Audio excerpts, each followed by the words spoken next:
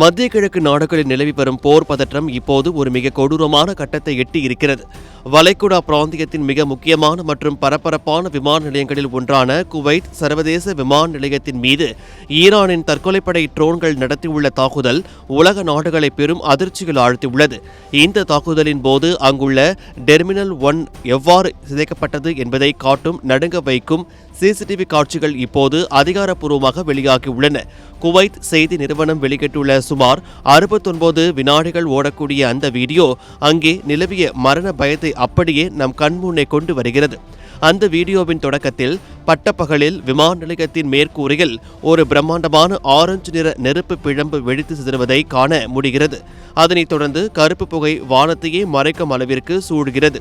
மற்றொரு கேமரா கோணத்தில் அந்த வெடிசத்தத்தின் போது ஏற்பட்ட அதிர்ச்சி அலையில் வாகனங்கள் நிறுத்தப்பட்டிருந்த பகுதியில் இடிபாடுகள் தூக்கி வீசப்படுவதும் தெளிவாக பதிவாகியுள்ளது. ஆனால் அனைத்தையும் விட விமான நிலையத்தின் உட்புறத்தில் பதிவான காட்சிகள் பார்ப்பவர்களின் இதயத்தையே உறைய வைக்கின்றன. பயணிகள் சாதாரணமாக நடந்து கொண்டு சென்று கொண்டிருந்த வேளையில் திடீரென்று ஒரு பிரகாசமான மஞ்சள் நிற ஒளியுடன் கட்டிடமே அதிரும்படி குண்டு வெடிக்கிறது. மக்கள் தங்களின் உயிரை காப்பாற்றிக் கொள்ள அங்கும் இங்கும் சிதறி ஓடுவதையும் தூண்களும் தளங்களும் தீப்பிழம்புகளால் சூழப்படுவதையும் அந்த வீடியோ காட்டுகிறது. இந்த தாக்குதலுக்கு பிந்தைய காட்சிகள் மிகவும் கோரமாக உள்ளன. ஒரு காலத்தில் ஆயிரக்கணக்கான பயணிகள் வலம் வந்த அந்த பகுதி இப்போது சிதைந்த உலோகங்கள், எரிந்த இடிபாடுகள் மற்றும் உடைந்த கண்ணாடிகள் நிறைந்த ஒரு பாழடைந்த இடமாக மாறியிருக்கிறது.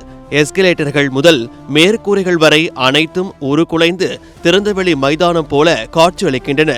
இந்த தாக்குதலில் பலர் உயிரிழந்திருப்பதாகவும் ஏராளமானோர் படுகாயமடைந்து சிகிச்சை பெற்று வருவதாகவும் குவைத் அரசு அதிகாரப்பூர்வமாக தெரிவித்துள்ளது.